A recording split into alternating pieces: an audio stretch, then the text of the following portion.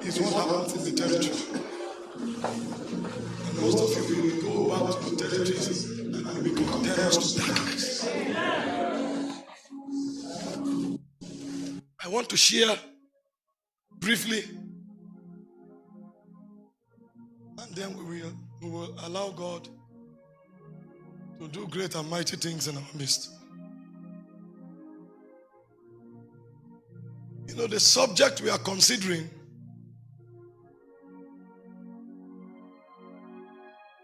it's very heavy. When God chooses a people, it's a scary thing. When the Spirit looks upon you and says He wants you, it's a very scary thing. Because you can't serve a spirit until you are colonized. So when the Spirit indicates interest in your life, it means your life is gone. When you gave your heart to Christ, you actually didn't give Him your life, you received His life. But when God says He wants to use you, that time He came to take your life. So at new birth, we receive the life of God. But in service, God receives our life.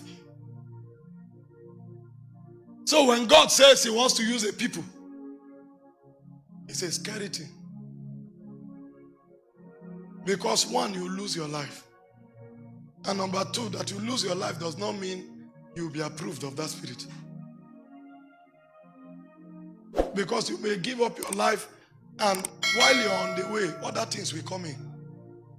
And then the life you lost will count for nothing. Because after you have journeyed for many years, you will now decide to take another route. You won't journey to the end. That one now you'll be lost. So when God comes for a people, it calls for sober reflection. And this evening, I want to show us 4 organic things that we must sustain consciously and keep as we walk with God to the end of our journey. You see, when you walk with a spirit, the norms are not the factors to consider. It is the organic things that happen within you and between you and the spirit that counts. God can be using a man mightily, and then you look around that man and see the things the man is doing, and then you photocopy it. It's good at the periphery. But when you journey with that spirit for a while, organic realities will be born in your spirit. Those things are your strongholds. The externalities are not too important.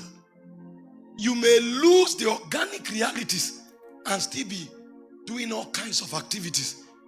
The spirit doesn't know you anymore.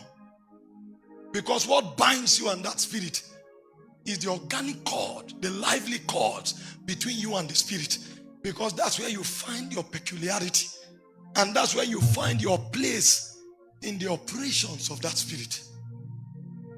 The physical things are generic. But when you want to do kingdom business, there must be something that ties you with the spirit you are working with. That thing is what gives you a place. When you lose it, the essence of what you are doing is already gone. And you may do the activities until you leave this world.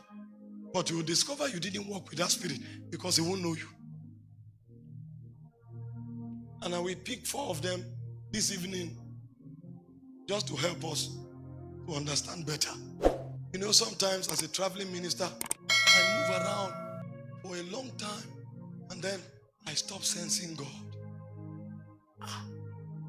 I still come for the meeting.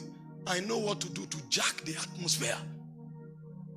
People are falling, the power of God is moving, people are healed.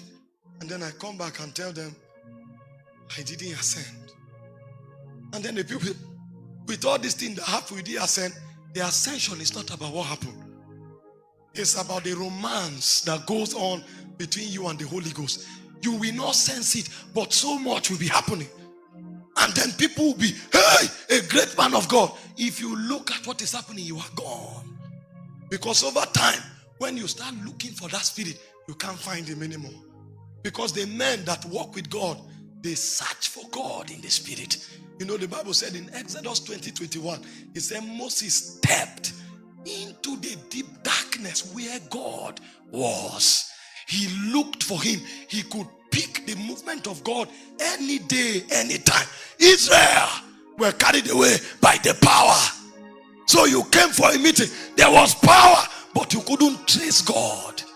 God hid himself, because what God is looking for is intimacy. You are looking for manifestation. A demon can give manifestation, but the man that can find God, you look for him until you found where he was, and you pitch your tent there. And sometimes you forget the meeting. That's the life of Jesus. Sometimes Jesus comes for a crusade. The people gather, and then he sneaks out through the back door. And you hear that Jesus entered into the mountain. They don't enter mountains, they climb mountain. But what he's telling you, he's not ascending a physical mountain. He's entering into the belly of God to find the intimacy that he had with him before the foundation of the world. Because his activity on earth will count for nothing until he holds that intimacy. That was his watchword while he walked there. Even when he was on the cross, the Bible never recorded that he cried when they nailed him. When the nails pierced him, he never cried. The Bible didn't record. When they plunged him, they didn't record. But the moment sin came upon him and God turned, he said, Eloi, Eloi, lama sabachthani. My God, my God. For the first time, he couldn't find the Father. Why the nails were going on, it wasn't a problem. Why they were beating him, it wasn't a problem, because he was with the Father. But the moment the Father turned, Eloi, Eloi, I can't find the Father. For the first time, Jesus was searching in the spirit, and he couldn't see the Father. Where art thou? You know, men don't know the value of intimacy. Meanwhile, God stepped into the garden. Adam was still functioning as a God. He ruled over the garden. And when God showed up, he said, Adam, Adam, where art thou? You are still naming animals. Meanwhile, you are falling from your throne. I can't see you in my radar. You are lost from my radar, but you are doing activity in the garden. Where art thou?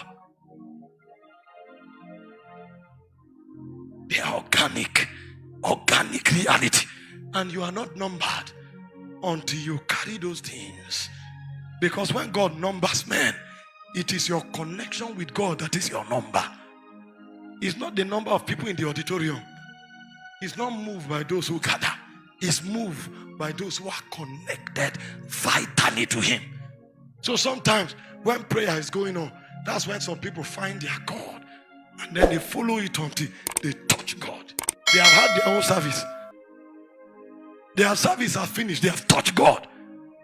The other worship, we thank God, we are worshiping, but we have touched God. They have appeared in Zion.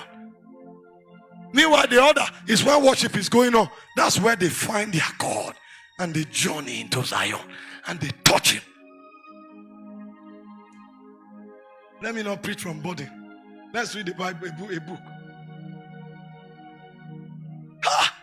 If you know the number of people that don't know when last they touch God, you cry. Meanwhile, we gather in thousands. We are saying, revival, revival. We are the one God is using. Who? Sorry. Let me read the Bible. Genesis chapter 1 verse 1. You know,